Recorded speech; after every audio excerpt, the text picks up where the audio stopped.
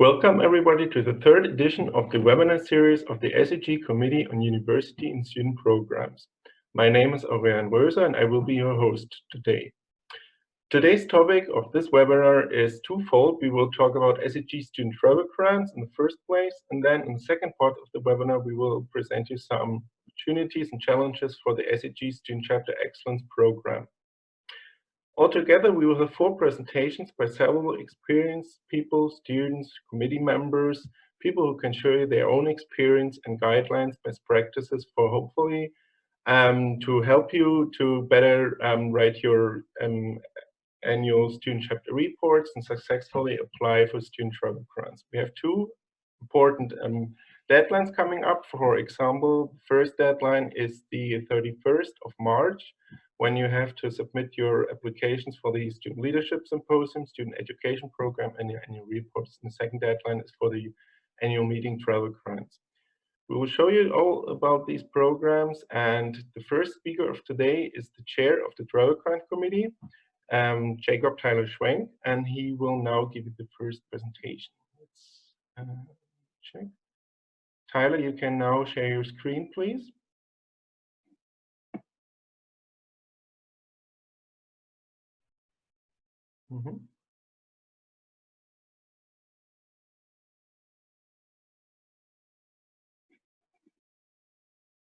Looks good. Can you say something? Yes. Great. All right, so hello everyone. My name is Tyler Schwenk. I'm the chair of the Travel Grant Committee. Today I'll be talking about the various SEG travel grants and best practices for those that are applying.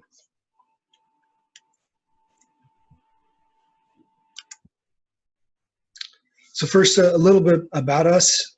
Travel Grant Committee, there's up to 16 SEG members dispersed across the globe, diverse backgrounds across geophysics and the geosciences. This is kind of geared towards SLS SCP, but I want to mention the 4 grants and awards that we score. The first is SEG Chevron Student Leadership Symposium, SLS, SEG ExxonMobil Student Education Program, SEP, Technical Program Travel Grant, TPTG, and the Near Surface Research Award, MSRA. So very briefly, SLS SCP are in-depth educational programs. The TPTG is for those that submit an expanded abstract and then are accepted to present at the annual conference. So it offsets the costs of attending. And the Near Surface Research Award is kind of the odd man out there. It's a research grant for a near surface geophysics project.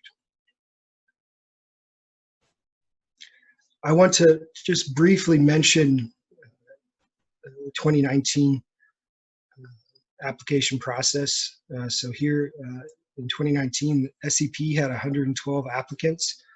There were 30 award recipients from 18 countries of citizenship. In 2019 SLS, there were 83 applicants, 50 award recipients across 21 countries of citizenship. Technical Program Travel Grant had 40 applicants, 23 award recipients from 12 countries of citizenship. And the Near Surface Research Award had 4 applicants, and every year there's just 1 recipient. I just want to show this, kind of showing you where everyone comes from, pretty well represented across these 3 grants here. The one kind of call out is the Technical Program Travel Grant. I'd like to see more European applicants in 2020. All right, so Aurélien already mentioned it, but I duplicated here. I'll have Catherine correct me if I'm wrong at the end of my presentation on the TPTG. But coming up very soon is the Near Surface Research Award. The deadline there is March 15th. You still have a couple weeks for SLS, SEP, March 31st. And then I believe the deadline for TPTG is June 30th. Travel Grant Committee starts our reviews in April for SLS, SEP, and the NSRA, and we review the TPTG in July. For the first, we finished up by the end of April, and for the second, we're done by mid-July. And once all of our scores are in, those go to SEG, and the staff there take over the process of distributing the grant awards, visas, etc. There's a lot of work there, so kudos to them. I want to briefly mention, how you apply, where you go for more information. So SEG.org is your main source. If you go to our website there, in the upper right-hand corner, you have an education tab. Click on student in the drop-down menu. That'll open up a new web page. And on the left-hand menu, you'll have the student programs there and also financial assistance. So underneath that financial assistance, you'll find the travel grants and then NSRA. So that's where you go to find more information, and then ultimately to apply. All the information, all the grants will push you to seg.org/apply. On that web page, you want to click here on SEG programs and student chapter reports. Click apply now. That'll get you the grant interface system. You need to register, and then you can begin your application process. So this is not an exhaustive list, but I want to talk about some key requirements.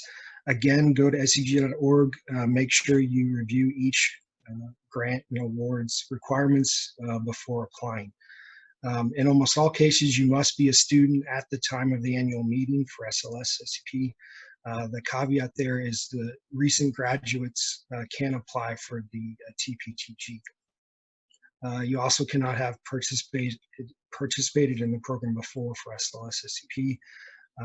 One person must be nominated by your SEG student chapter for SLS, only one applicant per chapter for that grant. And for TPTG, again, you must have a paper selected for the SEG annual meeting. So for that, you have to turn in a expanded abstract. So just very briefly about our review process. This year, we've implemented a 3-person review for each grant. So applications will be randomly distributed to TGC members. In general, for SLS, SEP, each of the essay questions are scored from 1 to 10, and then there's a holistic score that includes all of those essays, and then your various different qualifiers, transcripts, publications, etc. And at the end of that, the 3 scores will be averaged, and that will be your score going into the final process.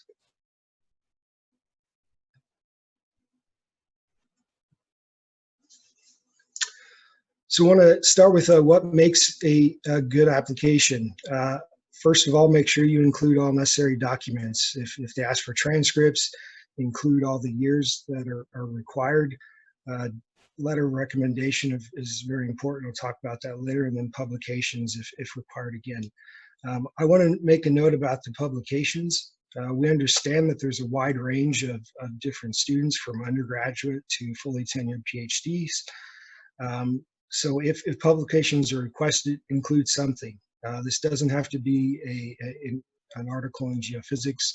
It can be any sort of writing assignment you've completed before. It could be a draft, something you've applied to a different journal, etc.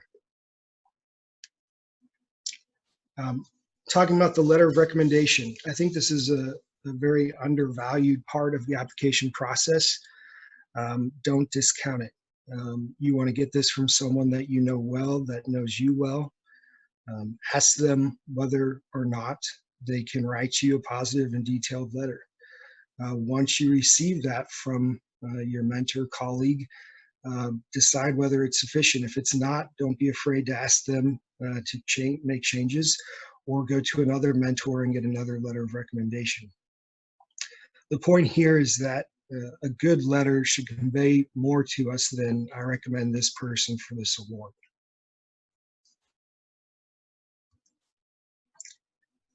The next category, essay questions. This sounds obvious, silly, but you need to make sure you fill out the entire application. You have to answer all the questions. Essays make up the largest percentage of your score, and they're our introduction to you. They tell us most about the applicant. And you want to make sure that you review your application carefully for technical writing. Here I'm talking about the essays. Just like any paper, any submission to a journal, etc., multiple rounds of review and revisement. Let others look at it, let your mentors look at it, your friends get advice, and make the best of these essay questions. So just some general guidelines. Make sure you read the question, several times. Make sure you answer the question in all parts of it. Again, tell us your story. Speak to your strengths. Discuss what makes you unique and your experiences unique, professional, collegiate, etc. This will separate you from the 100 other applicants. So that's important. And of course, make sure you put time and effort into this. It becomes very clear through the process who has put time into answering each question and who hasn't. And if you rush this, your scores will show it. All right, then the flip side of this, what makes an inferior application? So just underlining my thoughts here. I would say that greater than 50% of the applications have poorly written recommendation letters. And you do have power to change that, as I mentioned earlier. So don't let that be part of your application. Poor technical writing, say 25% of the applications show that. I think part of that is rushing through, and then part of it is not going through multiple levels of revise and edit. I would say 10% of applications fail to answer all questions or answer them completely. So make sure you do that. And then I would estimate that 5% of applications are missing required documents. So all of your transcripts, the letter of recommendation is a big one, as I pointed out multiple times, etc. And it's sad to say here, but we've seen this, and so I mention it here. It's on the website as well. Don't plagiarize. Don't put false information on your applications. You won't get a grant if you do that. And SEG can take further disciplinary action at their discretion.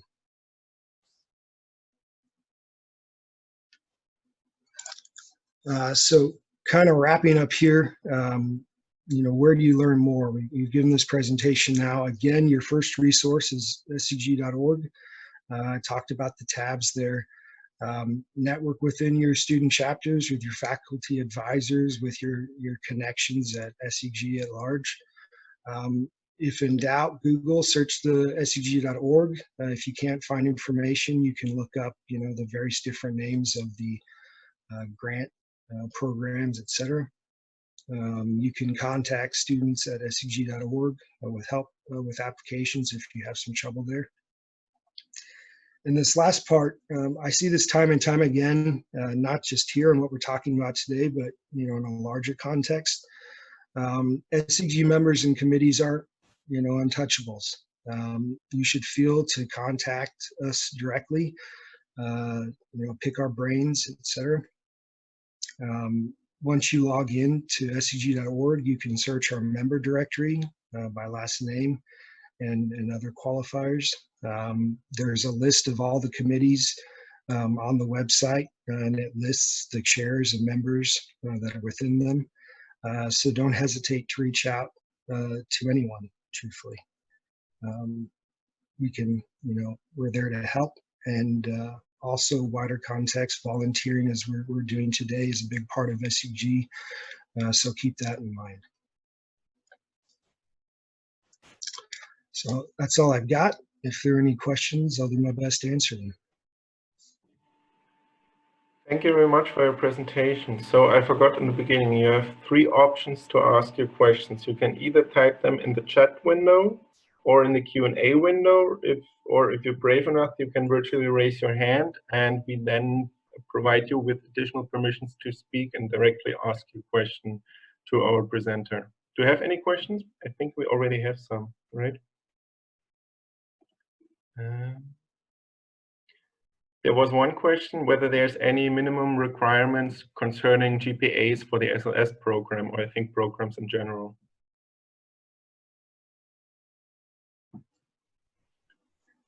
So I would say that there isn't a minimum requirement, but you have to realize that you're in a group of, again, 50 to 100 plus applications.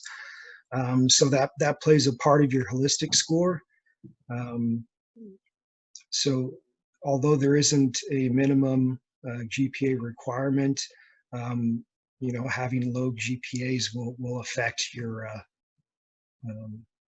score in the end, if that answers your question. Another question, do transcripts have to be in English? So there, the short answer would be no, but the caveat is that we have to be able to interpret it. So I've seen over the years now several hundred transcripts, and there have been some in other languages that requires me then to go out and figure out if it's on a scale of 1 to 5, and then sometimes they're reversed from what we have here in the USA, etc. So if possible, I know many different universities allow you to get a transcribed, translated transcript. That would be very helpful. It would guard against possible, misunderstandings, etc.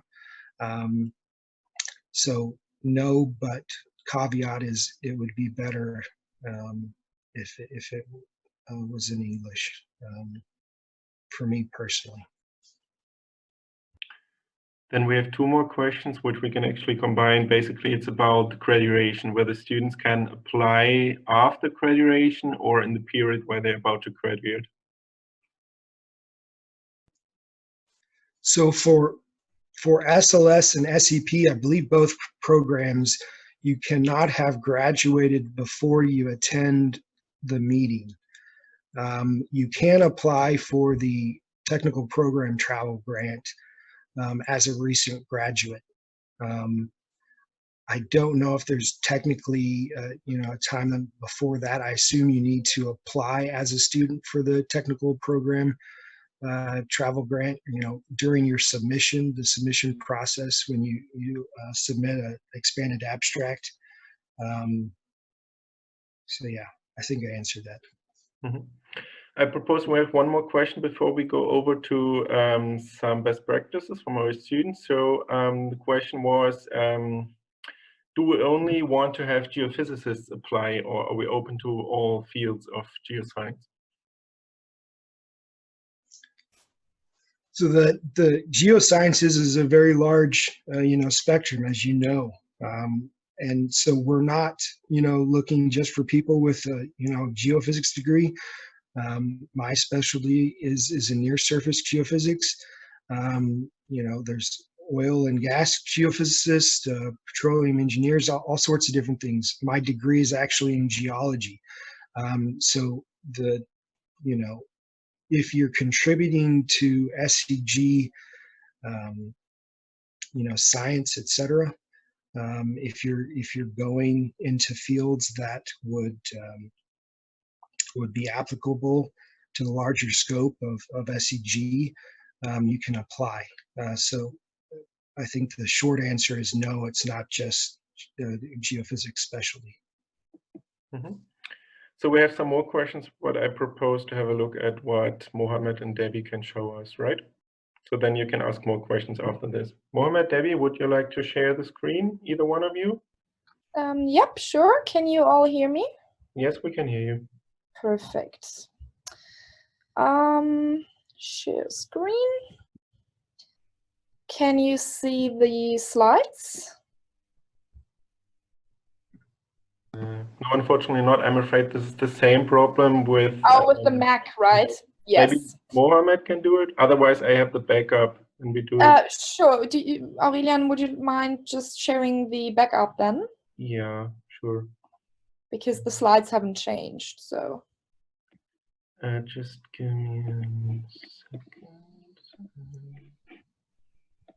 But I can just introduce myself while you're Yes, loading please. it. So Mohammed and me will talk about the two of the SEG student programs today, the SLS and SEP Tyler has already mentioned before. So I'm Debbie and I'm a second year geophysics PhD student in the UK now, but I did my undergrad and master's in Berlin in Germany, and as a master's student I participated in the SEP in 2017 and in the SLS in 2018.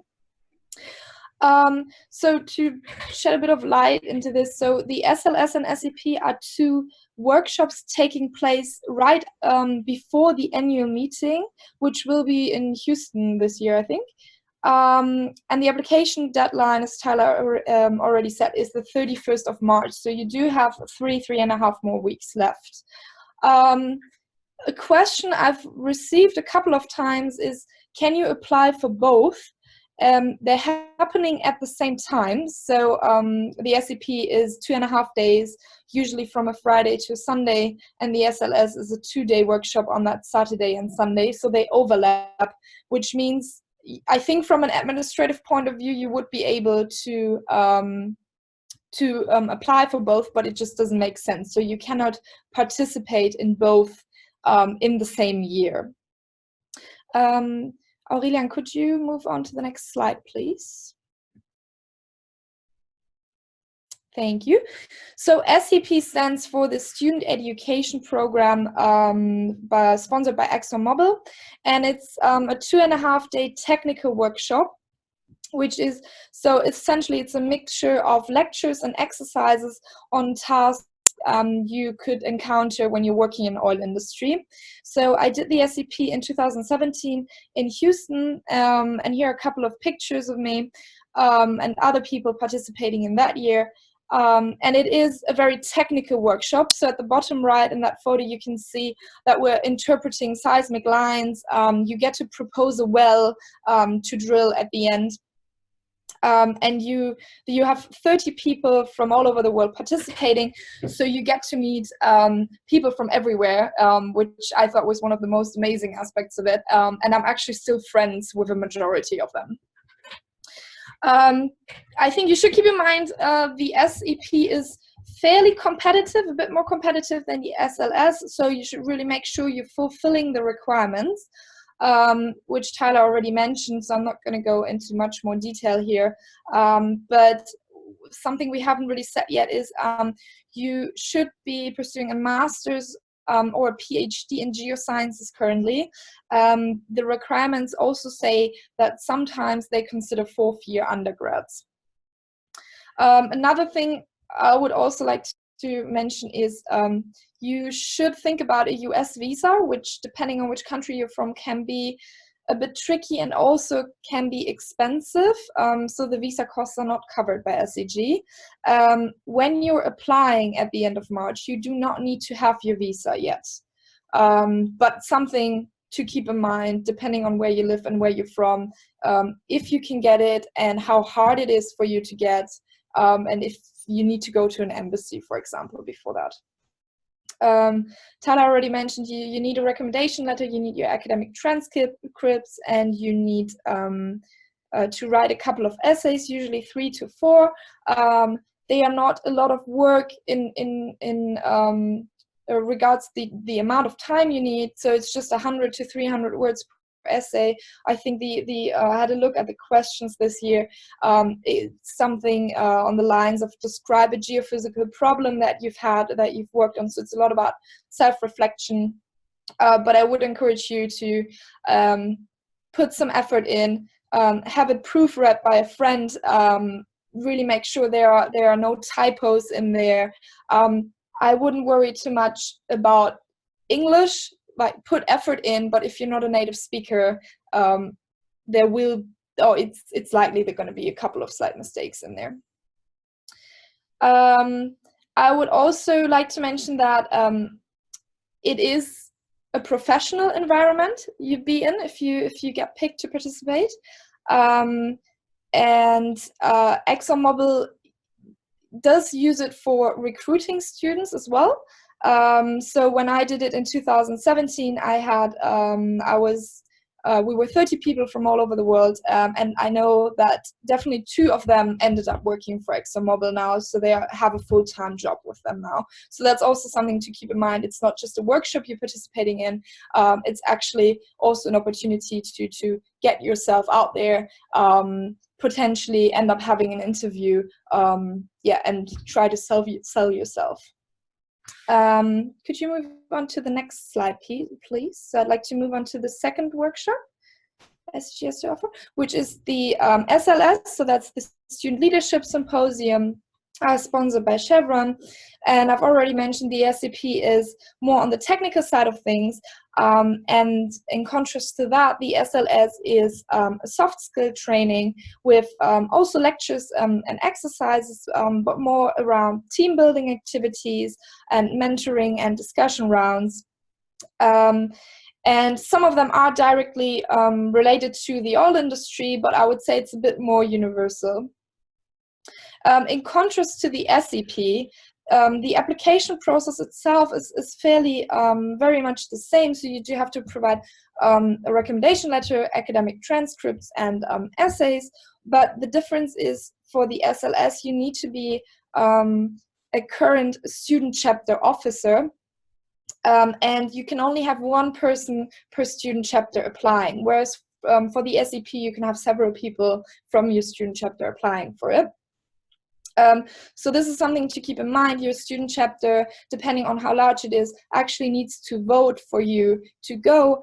And when you're there, you're actually representing your student chapter. So at the top left photo is me in front of my poster. So everybody gets to present their poster in small groups, having a chat about how you've set up your student chapter, about activities you're running or organizing, and meeting other active student chapter officers from all around the world. And for the SLS, you have 50 people participating, so it's slightly larger than the SEP. So a lot of people ask me what my favorite student program from SEG is. I did Evolve last year, but the application deadline has already passed, so we're not going to talk about Evolve today. And I can't say which one is my favorite. I think they all they're very, very different. So as I said, the SEP is very technical. The SLS is more focusing on leadership skills and the soft skill training. And Evolve is a long-term technical program. So it really depends on what you're more interested in. If you're actually considering a career in oil industry, then maybe the SEP is more of interest for you to get an insight into the technical part of it. But to me, I think they were all top-notch programs. I've had an amazing time at all 3 annual meetings. I've learned a lot. I met so many people. So I think that's really up to you. And I'd like to pass it on to Mohammed, who will also talk about his time participating at the SLS. Hi everyone, this is Mohammed Ragab. I'm a student advisor. I'm a master's student at Ain Shamsi University. I graduated from Ain Shamsi University in 2017, and now I'm pursuing a master's degree there in Cairo, Egypt. I'm also a CUSP member. I've been volunteering with SEG since 2013 until now. And I'll be talking today about my experience in Student Leadership Symposium. I went there in 2016, and I will not mention the technical stuff that you are going to do while applying, as it was already mentioned by my colleagues. However, I was just note that the essays is really important. So you have to come up with some creative ideas when you're writing your essay. And in order to do that, you have to really brainstorm well, maybe even do a mind map. And if you're out of ideas, you can always use your friends to source you with some. You can ask them about yourself. So maybe they should be like close friends or something. And also, after you finish your draft, you have to write all over in like a scientific way to enhance your writing skills and to boost up your essay. Next slide, please.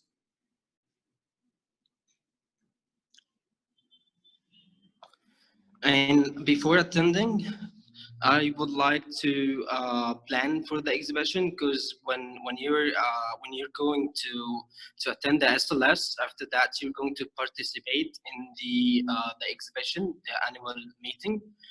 There is a lot of major oil and gas company there, so this is really a great chance to meet them all, to try and network and like do even some interviews.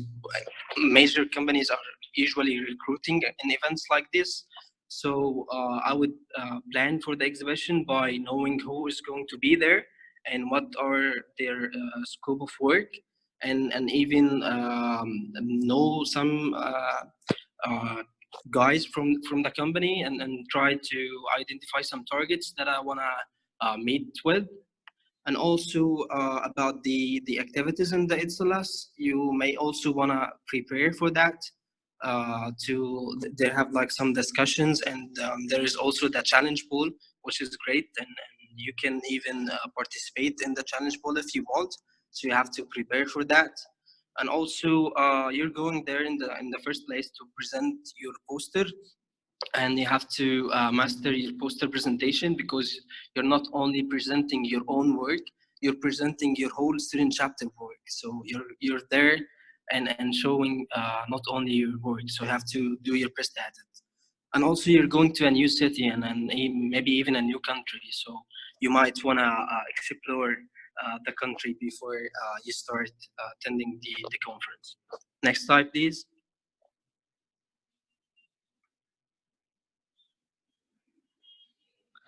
And during the SLS, I would stress on networking, because as I said, major oil and gas companies are there, and it's a great chance to meet everybody.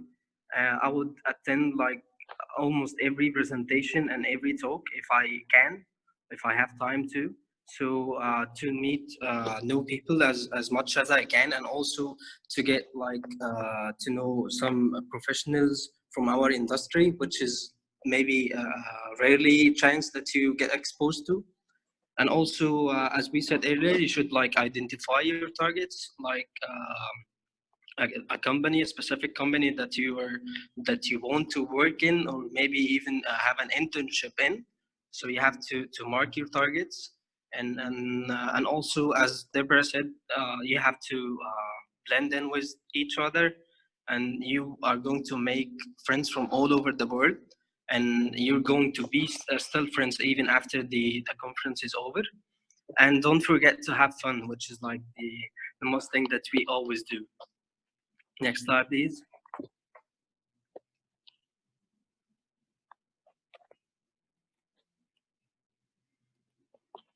And after the SLS, you already did your networking, you blended with each other, so you got some contact cards maybe. So you should start emailing the guys that you met from the oil and gas company to keep in touch with them. And also you met new friends that you want to keep in touch with them as well, because they are in the same field that you are in. And also while doing the SLS, you could document and then share the experience. And it's really helpful because it always reminds you from for what you did before, and it help encouraging other students to participate in that event. And the most important thing after you do the SLS or SAP or any SEG program is to give back, to try to give the people that they didn't get the same chance as you the same experience. Try to give them what you learned there. If you learn a new skill, if you learn a new thing in technical stuff, you might want to share it, as we all do, I guess. And one more thing before I go. I have a friend who attended SCP last year. Her name is Rana Bimbilla. She followed most of these steps, and when she was in the exhibition, she met people from Total. She tried to network with them, and after she went home, she kept in touch with them using emails, and she had an internship with Total for 6 months in Paris, which is like she was the first female from Egypt to get an internship in Total Paris, and that was a great chance, and it's all because she did her own research, and she made the most of the event that she attended, which was the SAP. That was all. Thank you. Thank you very much for your inspiring talks. Do we have more questions for Tyler, Debbie, or Mohammed?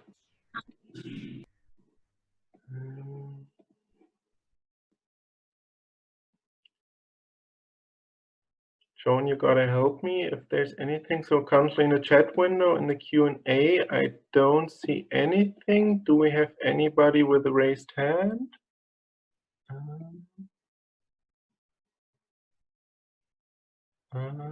That's not the, yes, one person, two persons. Yes, Mehdi raised his hand, so I give you permission to, oh, now, yeah, we have permission to speak for Anes. Sorry, I'm butchering your name.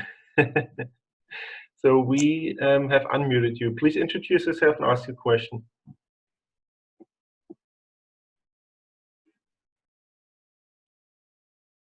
Student chapter, Bumardas.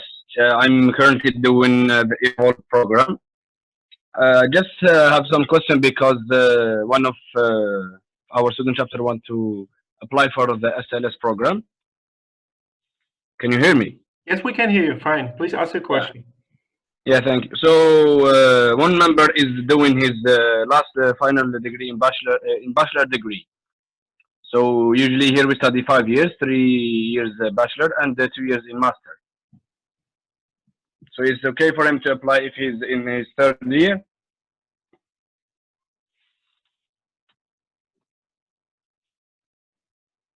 Hello?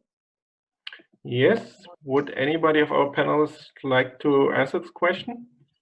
Yes. So that was also answered in the question and answer, but yes, there's the caveat of undergraduates being, the master's and PhD students are preferred, but undergraduates can apply. And it's the 4th year, and particularly in those where you're heading into your master's time, that applies. Yeah, thank you. Thank you. That's all.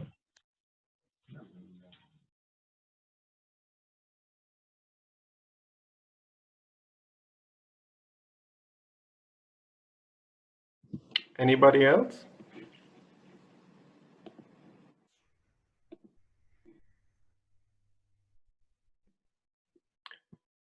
Okay, if that's the case, then we can move on to the second part of our today's webinar, which will be about the Student Chapter Excellence Program and Student Chapter Annual Reports.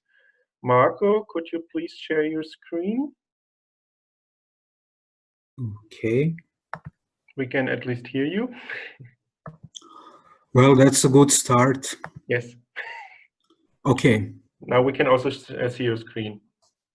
Perfect. Hello, everybody. My name is Marko Vanic, and I'm chair of the Student Chapter Excellence Program Subcommittee.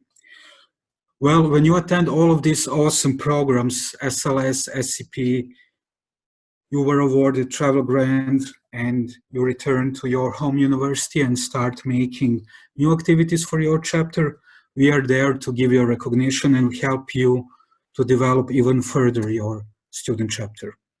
Okay, so, wait, yes.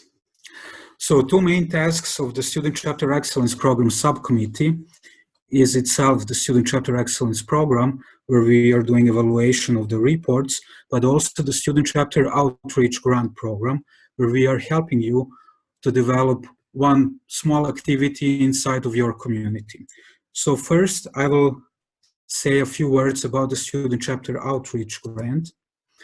And basically, it's the dedicate, if you are already a student of geophysics or geoscience, you must be passionate about that, and you should show your passion for that inside of your community. So it's basically the main task of the program is to promote geoscience among high school students, primary school students, and your community for maybe one-day event or a small program where we can award you grant up to $1,000.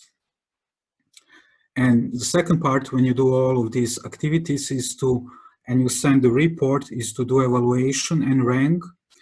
And the ranking goes like this. So we have base student chapters, reach student chapters, and summit. And among the summit, we have award for the best student chapter.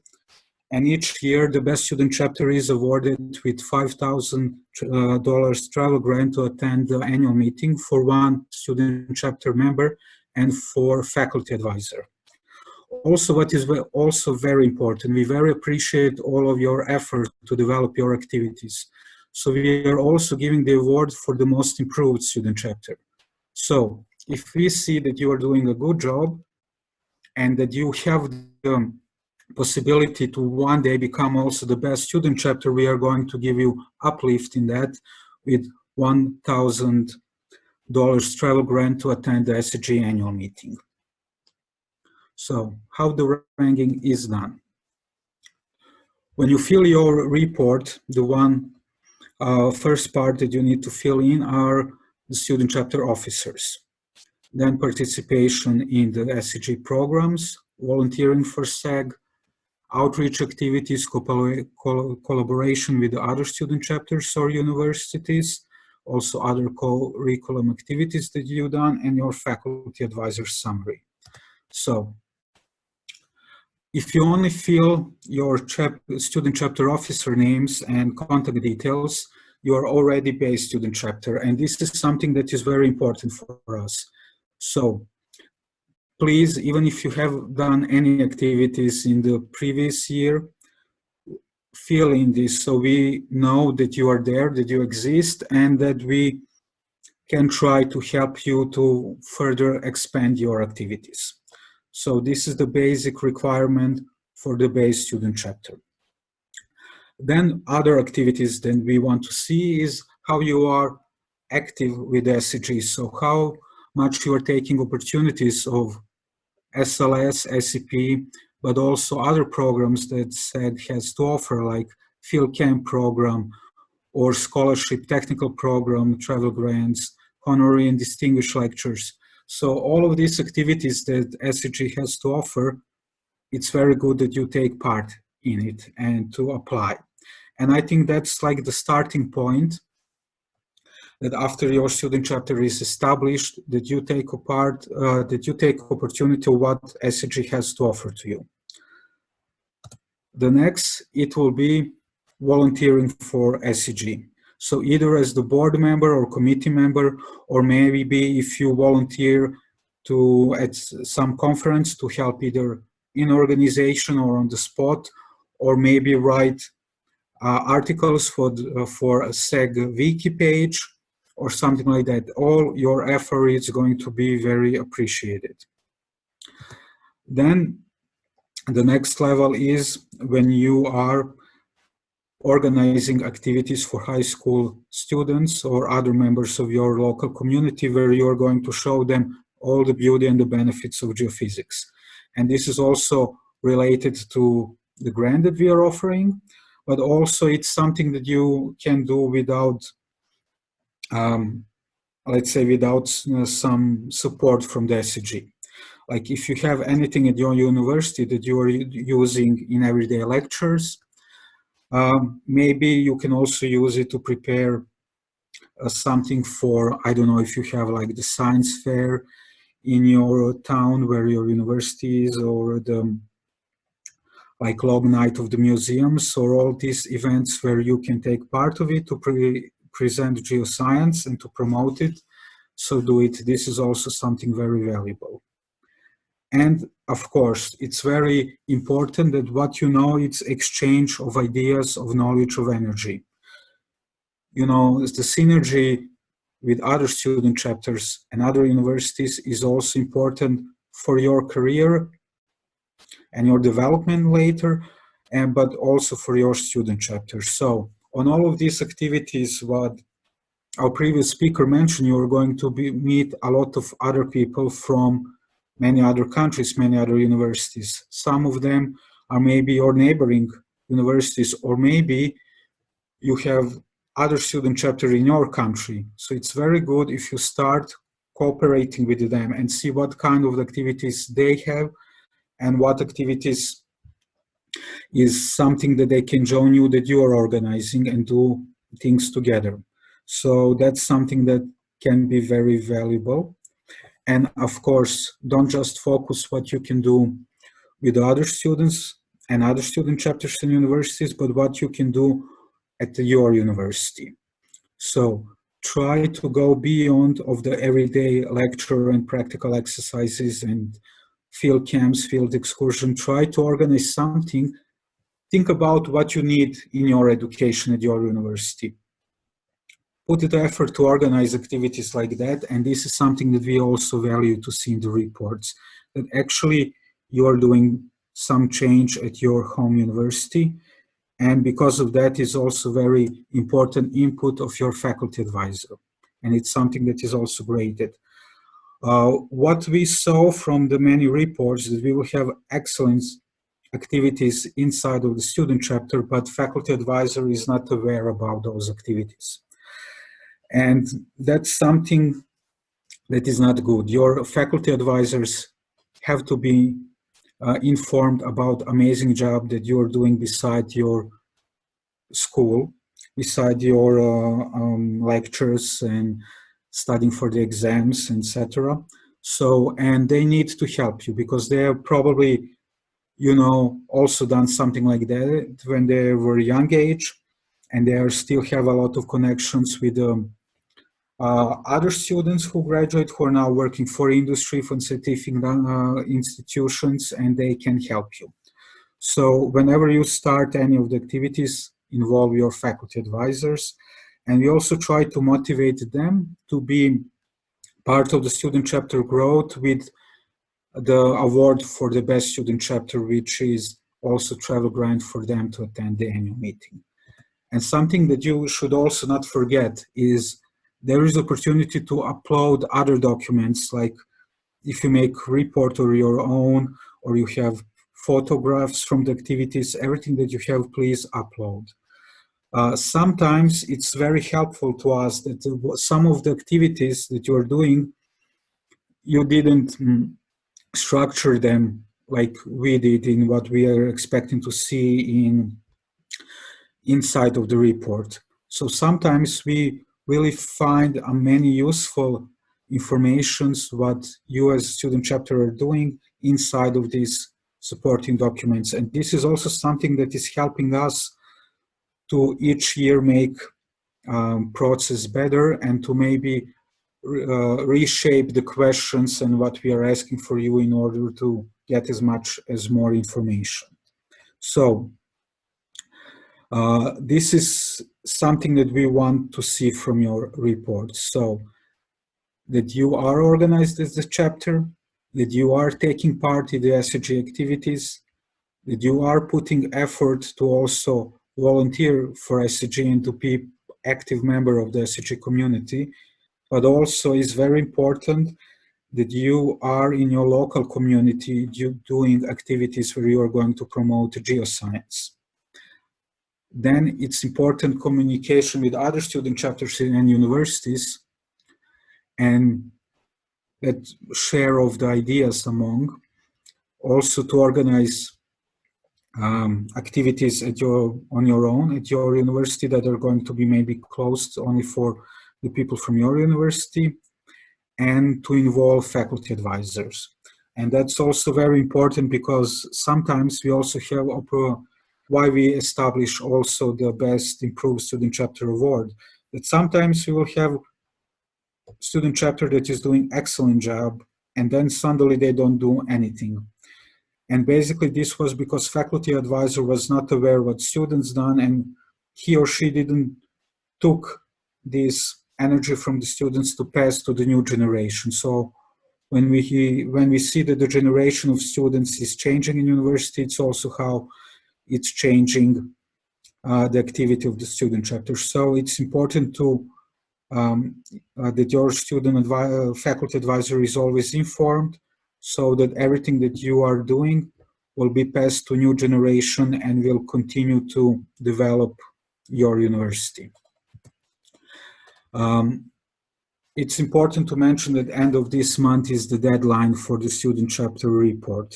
So please fill in all the activities that you had, or if you didn't done any of the activities, just fill in the information about your student chapter officers so that we will know that you are there and active. So we will continue to give you the information.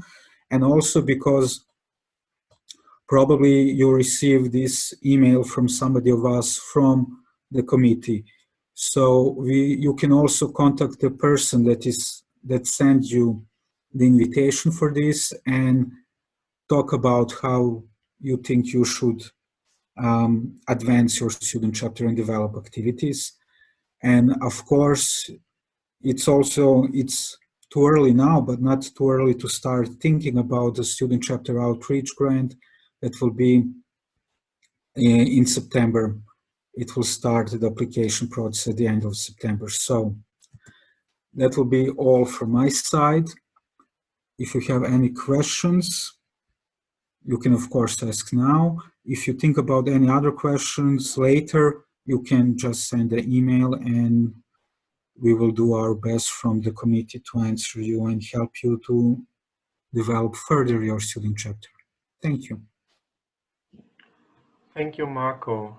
So I see one person has raised his hand. Maybe, do we want to try it again? You're now allowed to talk. I will unmute you. Please introduce yourself and ask your question. Are you hearing me? Yes, we can hear you. Good evening. My name is Mehdi Zade. I'm from SEG student chapter from Azerbaijan. My question, first of all, thank you for sharing this useful information. My question is about can one student chapter take part in these both programs? Excellence, SEG Excellence program and the outreach grant program. Thank you for the question. Who wants to answer it?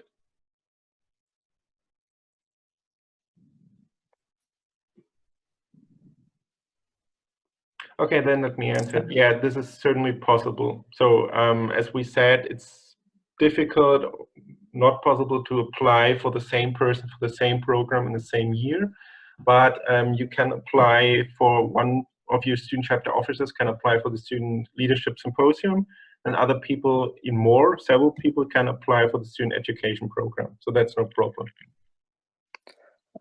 Okay, thank you very much. And my second question is, for example, if the student chapter wins the grant, and as I know, the first place that student chapter officers can take part in the SEG annual symposium.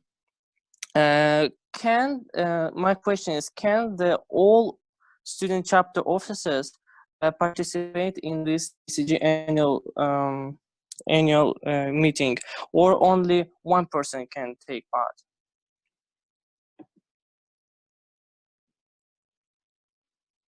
So yeah, that's a good question. Catherine? Yes, hi. This is Catherine, student leader. Sorry, you want to the program? Keep talking about it. So I'm student advisor for SEG, and all of you have great questions, and this is a great information that's being provided. I believe what you're asking is, yes, student chapters can obviously we want student chapters to apply for the Student Excellence Program. You can also apply for the outreach grant that you had mentioned earlier. Those are two separate programs, and all students are eligible to attend SEG. What these programs are providing funding for students to attend only if they get the awarded program. But you know, all students are welcome to attend SEG annual meeting. We just obviously do not fund them all. So the Student Excellence Program, if you get Best Chapter, you have a travel grant, and it is for one faculty advisor and one student that the chapter nominates to attend for the following year.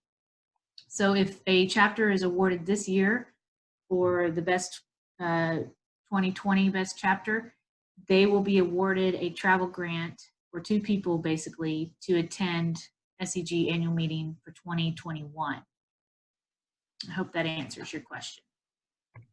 So thank you very much, Catherine, and we really appreciate it that you provide for students these programs, and you provide the possibility for future successful career for students. Thank you very much. Thank you. Thank you and good luck.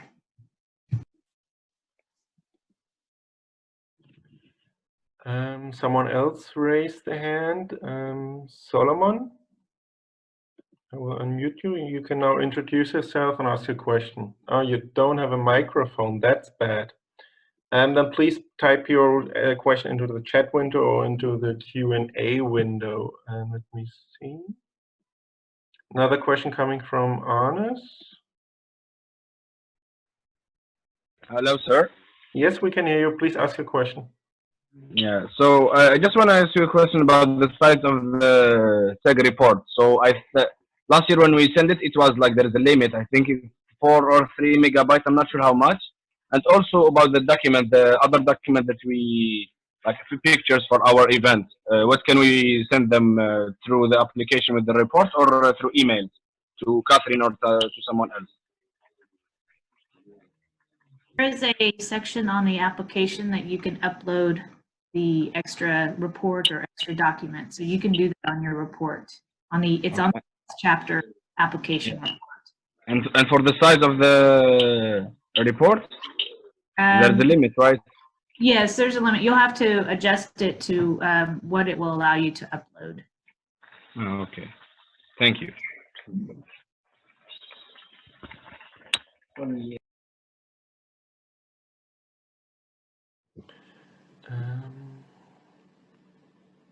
Okay, let's try it again with Solomon. Okay. Yeah. Now we can hear you. I'm sorry. Please introduce yourself and ask your question. Thank you very much. I'm Solomon from Untitled University in Nigeria. So my question is concerning the SLS program, because currently I have one of our students is applying for the SLS program, although he's not yet a student chapter officer, because our elections will be coming up in August. But this is like it's said that it's eligible to apply for the program, because I cannot apply because at the time I'm a fourth year student, like I'm in my final year, and it's in his third year currently. Like he's done with his third year, like he's most in his third year, right? Third year student anyway. I'm sorry about that. So he's applying for the SLS, and I cannot apply because I will be by the time the SLS will be coming up, I will have graduated, so I'm not eligible to apply. So he's the one that is eligible to apply, but he's not yet a student chapter officer because our elections will be coming up in August, and by then he will become a student chapter officer. So my question is, will that be a a barrier for him? Like, would it be a problem for him because he has not yet been uploaded on our platform that is a student chapter officer currently, although he's a pending student chapter officer, or he's an active member of the student chapter. So my question is concerning him being a student chapter officer. Will this be an issue for him in applying for the SLS? Can he go ahead and apply, or we wait till when he's a student chapter officer before he applies? Thank you.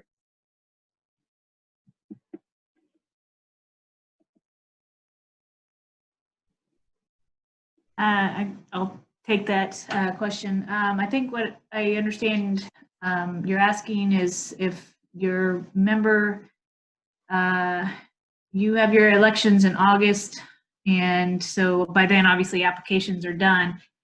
An email was sent out earlier in the year in January to all student chapters explaining we want chapters to nominate a member of the chapter who is planning on returning to the chapter because they learned so much SLS that we want them to take that back to the chapter and share that information.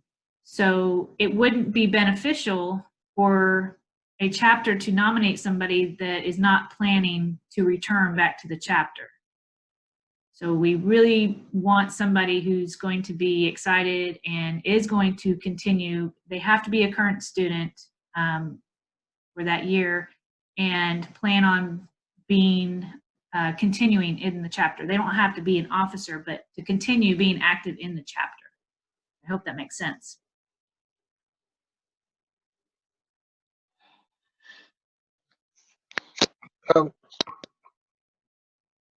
Hello? Oh, yeah, thank you. That makes sense. What I'm saying is that, okay, first, how do we nominate the person to apply? Am I supposed to reply to an email? Because I do the whole correspondence, like I receive the emails and I respond to them. But I've not received, I can't remember seeing a mail like asking me to nominate a member to apply for the SLS. If I had seen that, I would have nominated him to apply for the SLS because he's the one that can apply. Like, he's the one, like the student chapter has agreed. Like, we did come together to agree that he should apply for it. But the only issue is that he's not currently a student chapter officer. He will be a student chapter officer, like I said earlier, in August. So, simply, how do we go about the nomination? Thank you. Well, it's requested that when your chapter, which should be holding meetings on a frequent basis, the chapter as a whole, as your group, all your members should be discussing who they would like to move forward and to apply, so that one person is the only one that applies. So then I see their application and I see that only one person from that chapter, and they can move on. So your elections may be in August, but hopefully you've had a meeting beforehand so you can discuss, because applications are due March 31st. So if you can talk amongst your members and decide on who you would like to represent your chapter, then have them apply. I think that's fine because we already had the meeting and we already agreed that he should apply. Like, the whole student chapter did the meeting. Then among about 5 of them, he had the most votes to apply for the student leadership symposium. So he has started his application actually, but it's still pending. He has not submitted it now. So I'll just ask him to. Feel free to email me if you have any questions about this. We can continue on with that. Okay, I think that's fine. Thank you. Please, can you drop your email in the chat box? Okay, Catherine Elkins, don't worry. I have your email. Thank you. All right, thank you. Yeah. I propose we move forward to the fourth and last part of the day, a presentation from best practice presentation from the best student chapter from the University of Oklahoma. So Julian, could you please share your screen? Hear me okay? Yes, we can hear you. Excellent. Let me just bring it up really quickly.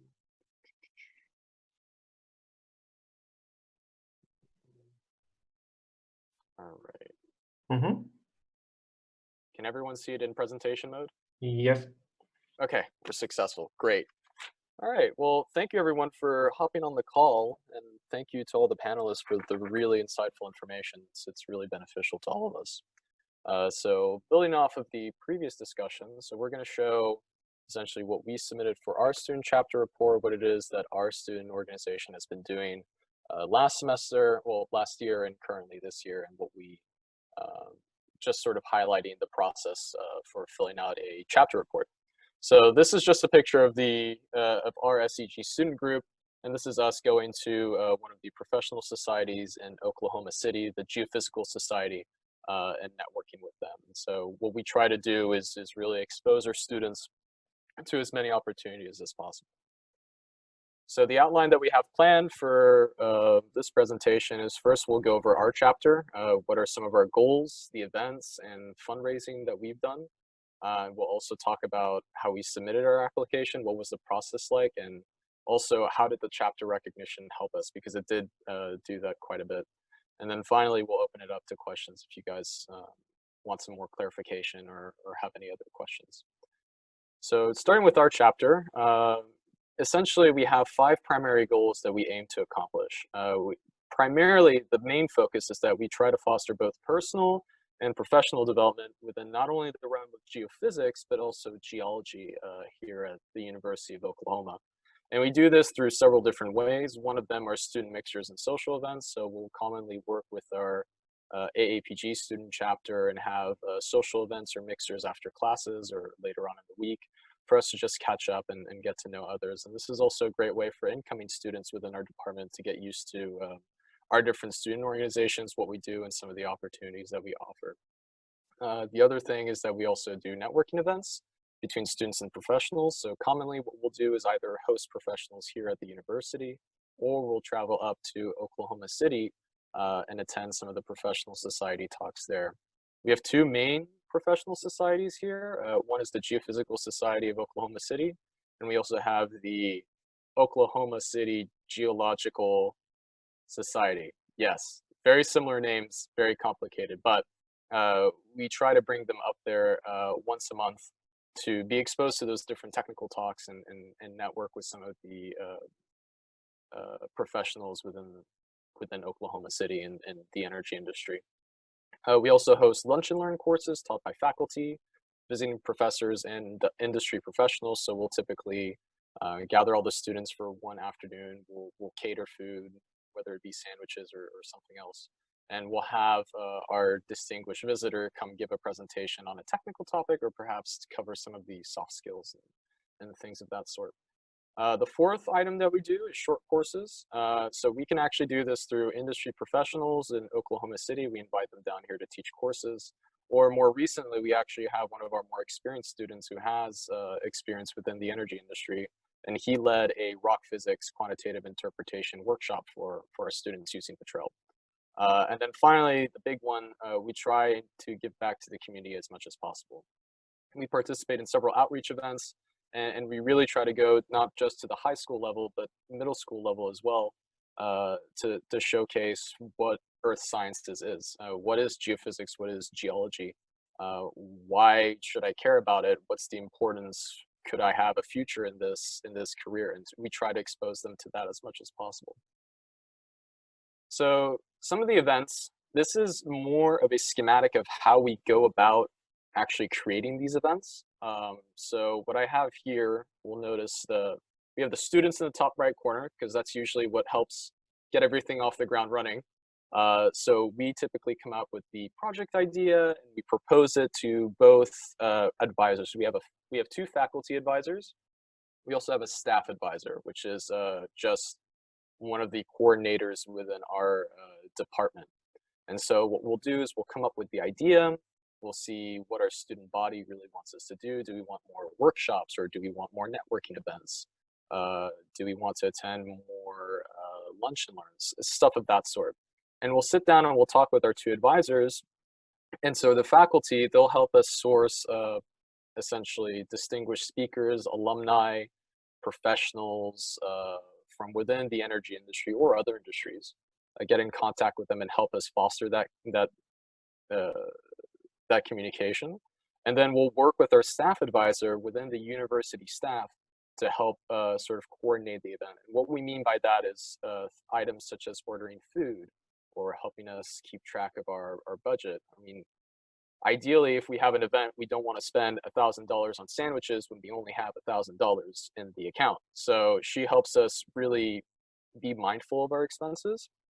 And she also helps us coordinate rooms, logistics, how will the speaker arrive, where will the speaker park, how can we facilitate that, etc. And so these are really the three key components to our SEG chapter. We have the executive officers and student members, faculty advisors, and our staff advisors. And the way that we do this, the how, is we split those responsibilities. So we come up with the idea, faculty advisors give us recommendations who we should contact and put us in contact with those people. And our staff advisor makes sure that we have all of our logistics covered. Where is the speaker going to be? How long will he be here? What food are we ordering? So on and so forth. And that's typically how we structure our events. So in terms of fundraising, well, a lot of questions that we receive is, well, how do we host our different events if we don't have money to actually host those events? And so we've done a few different methods. One of the big ones that has been the most successful for us, and I'll highlight it in the bottom right-hand corner, is the Topgolf Networking Social. And so what this is, it's a venue. It's kind of like any arcade place. And we essentially invite distinguished alumni, other professionals that we know within the oil and gas industry, and we ask them to help us sponsor the event. And we say, well, given X amount, we will put your name on all of our presentations, all of our t-shirts, and so on and so forth. We have different sort of sponsorship levels for the event. And it's done for two parts. One, to actually help generate funding for the student chapter. So we obviously pay off how much that event costs, and whatever is left over, we keep. And this is done in conjunction with both the SEG and AAPG chapter. So we work together on organizing this event. And then the other key component is that we use this as a networking social as well. So once we have the professionals actually there, we invite all of our students, not just our executive officers. We invite essentially the entire department to come and actually engage with these professionals and learn about their experiences. What sort of professional skills can they start developing? And we've actually had a few cases where some students walk away with opportunities. So that's always really exciting. The other thing as well is that we do, by developing this good relationship with our alumni, we do receive some donations sometimes, as well as from other sponsors. One big one, which is often overlooked, but is probably the most crucial, is SEG itself. There are a lot of great opportunities and programs within the SEG International chapter as a whole, such as the SEP, the SLS, the outreach grants, and also the chapter excellence programs. And those help a lot with actually coordinating and leading those events. So if you do get the chance, we highly, highly encourage you to apply to those programs, because they're typically the easiest to get, especially if you don't have alumni nearby or necessarily are within an energy hub. So those are great opportunities as well. Another thing that we've done is short courses. And so like I mentioned before, and this is in the bottom left corner, that's actually one of our executive officers teaching a rock physics quantitative interpretation short course for our students. And so we walk them through basic well ties, how to perform rock physics analysis, and then finally how to do a post-stack inversion. And so we were able to do this because he's had an experience in industry actually leading these kinds of workshops. And so what we did is we offered a Petrel package to all of our students with all the data loaded. We also gave them another Petrel package with the finished product and what the different items look like. And the final third item that we gave them was a step-by-step manual showing them which buttons to click, what the results should look like, and what they mean. And so we provided all of this information for them, including lunch, but we also made it so that it was a $5 sign up per student. And they could come and go as they'd like. And we made all of that information available for them so that if they missed a certain portion of the lecture, well, they could still continue that on their own time and still gain that very beneficial professional skill. So that's one of the other fundraising methods that we've used. And then finally, with the professional societies, when we go to the GSOC, which is the Geophysical Society of Oklahoma City, or OCGS, the geological sister organization, they also help us as well with funding, particularly with giving us free registration for attending some of their lunch and learn events in the city, or even actually funding some of our individual events. For one instance, we're about to host a student exposition coming up next week. Yeah, actually, it is next week. I should know that. But they're helping us with funding to actually lead some of the events that we plan on hosting. So those are some of the different fundraising sources that we have for our chapter. So in terms of submitting our application, how do we capture all of this information and present it in a meaningful way to SEG? First, and this is kind of goes without saying, but begin the process early. It takes a lot of time to condense the amount of information, but also make sure that you have everything. There are times when you may host a small event and you forget about it, and if you start the application process too late, you may forget to include that crucial event. So beginning the process early is really beneficial, not only for your student chapter, but also for your advisors, so they have given notice to review your report and give their feedback and help out. The way that we address those individual events is that we kind of treat it like an interview format. And what we mean by that, we use a mnemonic that's called STAR. And this stands for situation, task, action, result. So for every event, we explain the situation, essentially, why are we doing that? What's the benefit of hosting a patrol short course or hosting a networking social?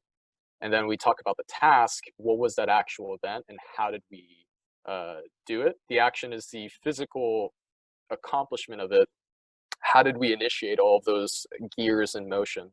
How did we book the event? How did we actually plan to execute said event? And then finally, the result. What was the outcome? Was it successful? Did the students benefit from said event? And we do that on an event by event basis. So we really capture the meaningful aspects of why were we even creating that event for our students in the first place. And by doing that, not only does it help SEG, but it also helps your officers in the next year. This way they can evaluate which events went well and which events went poorly, so that this way they can focus on making those poorly executed events better the next year and subsequently improve. And that's a great opportunity to win the Improved Student Chapter Awards by showing how much there was some improvement. And then finally, be detailed and be specific. Numbers help a lot. If you say it was very successful, well, great, yeah, it was pretty successful, but let's add a quantitative component to it. How many students attended? Was it 10, 20, 15, 50? How many speakers did you have in a given day? How many events did you execute? What were the time frames? That really helps quantify and assign a good level of measure to your event.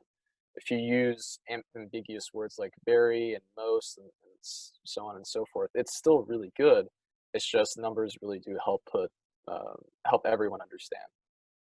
The general outline that we propose, that we did for our report, and we'll show some examples in the next few slides. First, we start off with the list of officers. Like many of us mentioned, that's about 10 points, and that's a great way to get started. It's pretty easy. I know most of the names of my officers, I would hope. So that's typically what we start with first, is who are we, who are the actual officers. We talk about our goals, put a financial overview, how much money did we make, how much money did we lose, what was the average cost per event, just giving a little bit of detail. We also talk about our SEG participation, such as SEP, SLS, conferences, stuff like that. The events that we've held at the university for students, volunteering within our local community, and finally, the future plans. What is it that we weren't able to execute this year and that we hope that next year's officers or in the future can be executed? So with that out of the way, let's go ahead and look at what the report looks like. So I've just taken some screen captures. This was taken in a Microsoft Word document. And so we start with the advisors, we put their names and emails. We have our current officers, list them by position, as well as their emails. And that's just that's the first step. After that, we go into the financial overview. this is where we essentially detailed how our chapter budget improved, how we used it, and stuff like that. Then going further down, this is showing some of the technical talks and lunch and learns. And so we'll just go over one of the events here. So we'll start with the first one. We state the date. Our student chapter hosted a talk by our advisor, which was titled How to Win the Interview Game. And then here we're showing what was the results. It gave us tips on how to be successful during interviews, especially because it's right during recruiting season. So that helps our students benefit from that experience. Going into the other one on September 26th, we give the location, technical talk. We show that it was a joint venture with both of the student chapters within our department, AAPG and Pick and Hammer. Pick and Hammer is more of a social organization that really helps us with a lot of outreach. We give the title of the presentation, what it meant, and then finally how we executed it. We provided things like pizza and soda for the event. And so that's how we went, is step by step for these individual events that we've held. And in terms of the pictures, we also submit these at the very end of the report. And so what we try to capture are all the students that are present. We also try to capture our lecturer.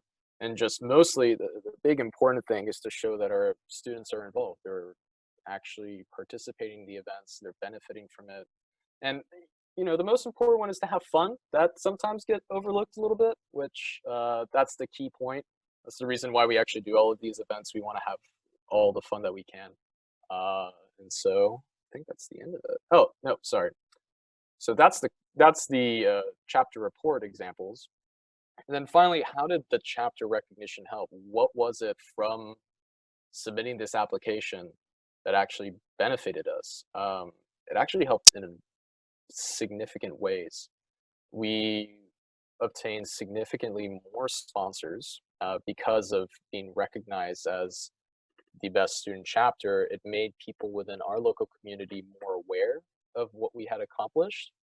And so this encouraged a lot of our alumni and other people that we had been in communication with to actually help sponsor some of our events, help donate, help execute and make these events better. We also had significantly more students involved. It was an amazing, it was an amazing time when we first walked through into our department holding the trophy. We had never seen so many students actually turn up to an event before. And so that participation has just exponentially improved since September. We've had more students coming to our events. They've been more involved. More of them have been seeking to apply for officer positions. And so that's really improved our engagement with the university as a whole. We're able to hold bigger events now, accommodate more students, and really give back to the community more. We've also been able to invite more speakers because of getting more sponsors and also our reputation now. Some have actually offered to come here and come give a lunch and learn. And we've been extremely gracious for those opportunities, inviting them, hosting them, showing them around the department. And so these are just a few of the speakers that we were able to bring. Eloise Lynn, she was a distinguished lecturer in the fall, and she came here. We also had Henry Postman-Tier. He's an expert on seismic geomorphology. We had Satinder Chopra who came, and we also had Dr. Fred Hilterman who came to campus recently. And because of the student chapter recognition, we were able to host those speakers because some of them actually reached out to us. And so that was a phenomenal experience from that result. And then finally, more community involvement. As I've stated before, with the students, they became more involved. So did our community, not just in the alumni and student sense, but also some of the local high schools and middle schools. They, believe it or not, this is shocking news, but SEG has a lot of emails, and those emails circulate very quickly. And so even local middle schools and high schools got word of the news, and that helped facilitate more community engagement as well. And so that pretty much concludes the presentation. If you guys have any more questions, please feel free to ask now, or if you have any questions that you would like to ask later, I can also provide my email for you guys as well. So thank you very much. Thank you very much. This was really inspiring. So I currently don't see any questions in the chat window, but I remember that we had somebody raising the hand before your presentation. So I hope Said, I'm sorry, so bad with names. You're still with us. I'm going to unmute you. So you can go. Yes, we can hear you. Please introduce yourself and ask your question. So my name is Syed Shayan Hussain Rizvi. I am currently serving as a president of a society of geoscientists and engineers, which is actually a student chapter of SEG International at Lahore, Pakistan. So my question from the panelist is that it is related to SLS program. I want to ask about English language proficiency certificate or any English language requirement. Is it is there any requirement for English language proficiency for the SLS program? And if someone have taken IELTS or TOEFL exam, so will this exam of English proficiency will give some edge to him or her in the application process? Thank you. Thank you for the question.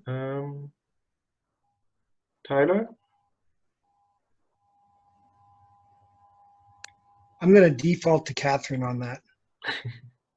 Yeah, no, we don't require English certification for your speak. I mean, if you can fill out the application and it's well worded, no, we don't require any kind of English proficiency examination or certification to apply. All right, thank you so much for the answer. And I'm very thankful to all of the panelists and especially Catherine and Hills for this learning opportunity, and this provided very good insight into the application process of this program, SLS, and all the presentation that was being given right here. And I'm very thankful once again. Thank you so much. Thank you. Any more questions?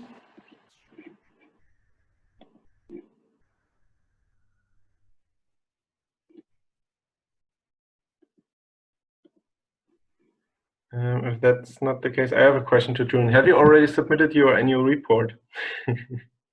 Funny question. No, we have not yet. We're in the process of writing it right now. Great. Yeah, we've spoken with our faculty advisors.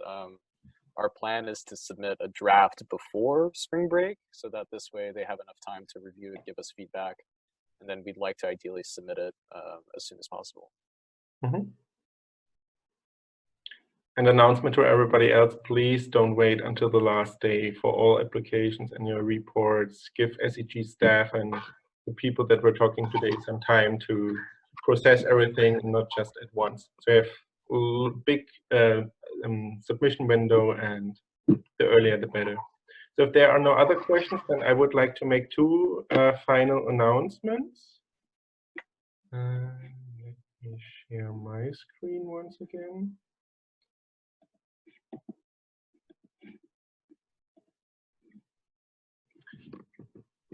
Yes.